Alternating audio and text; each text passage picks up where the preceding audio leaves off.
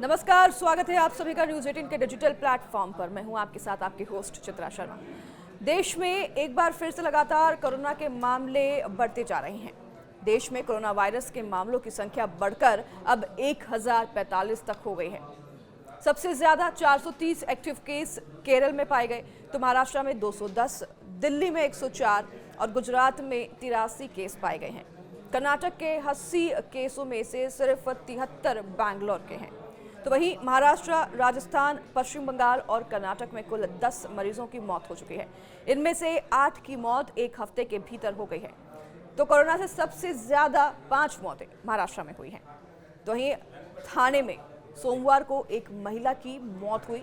स्वास्थ्य और परिवार कल्याण मंत्रालय के मुताबिक पिछले एक हफ्ते में 787 नए मरीज दर्ज किए गए हैं। Indian council of medical research ICMR ने डायरेक्टर जो हैं इनके डॉक्टर राजीव बहल, उन्होंने बताया कि अब तक देश में 4 वेरिएंट मिल चुके हैं, जिनमें LF7, XFZ, GN1 और NB181 वेरिएंट शामिल हैं। जयपुर में सोमवार को कोरोना के 2 मरीजों की मौत हो गई थी, तो वहीं इनमें से एक रेलवे स्टेशन पर मृत पाए गए थे। उसे कोरोना हुआ था और कोरोना की रिपोर्ट भी पॉजिटिव आई थी। दूसरी मौत प्राइवेट हॉस्पिटल में भर्ती 26 साल के युवक की हो गई। उसे भी पहले से टीबी था, लेकिन कोरोना भी उसे पॉजिटिव आया था। और आपको बता दें कि महाराष्ट्र के थाने में भी एक कोरोना पॉजिटिव महिला के इलाज के दौरान मौत हो गई। महाराष्ट्र के थाने में ही 25 मई यानी कि रविवार को अस्पताल में इलाज करा रहे 21 साल के एक युवक की भी मौत हुई और उसका भी 22 मई से इलाज चल रहा था। उनके रिपोर्ट में भी कोरोना पॉजिटिव पाया गया था। इससे पहले 17 मई को कर्नाटक के बैंगलोर में 84 साल के बुजुर्ग की मौत हुई। स्वास्थ्य विभाग ने ये जानकारी दी कि बुजुर्ग की मौत मल्टी ऑर्गन फेलियर की वजह से हुई थी, लेकिन उनके भी कोरोना रिपोर्ट्स जब करवाए गए 24 मई को, तो उनके रिपोर्ट्स में भी कोविड रिपोर्ट पॉजिटिव आई थी। केरल में ही 2 लोगों की भी कोविड से मौत हुई है। तो वहीं कोविड JN1 ओमिक्रॉन BA.2.86 का एक स्ट्रेन है। इसे पिरोली भी कहा जाता है और इस वेरिएंट को अगस्त 2023 में पहली बार देखा गया था, जिसमें करीब 30 म्यूटेशन हैं जो कि इंसान की इम्यूनिटी को कमज़ोर करता है। गले में खराश, नाक बंद होना, थकान, मांसपेशियों में दर्द, दस्त या उल्टी, ये कुछ ऐसे लक्षण हैं जिन्हें आप बिल्कुल इग्नोर नहीं कर सकते और तुरंत डॉक्टर के पास जाएं। भारत के कई राज्यों में कोविड-19 के मामलों में बढ़ोतरी के बीच देश में 4 नए वेरिएंट मिले हैं।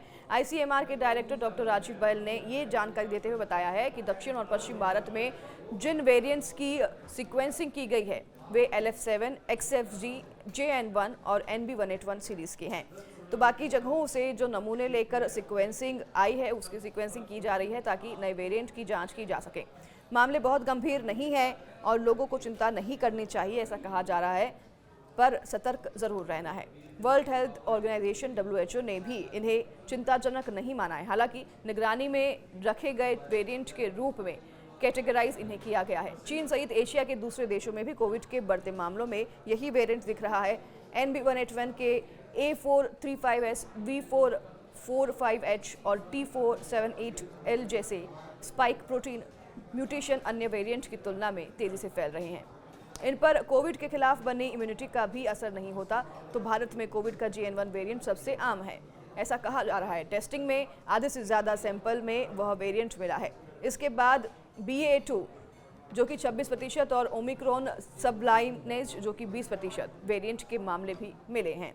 JN1 वेरिएंट इम्यूनिटी कमजोर करता है, तो JN1 ओमिक्रॉन के BA.2.86 का एक स्ट्रेन है। इसे अगस्त 2023 में पहली बार देखा गया था, हालांकि ये फिर से दस्तक दे चुका है देश में।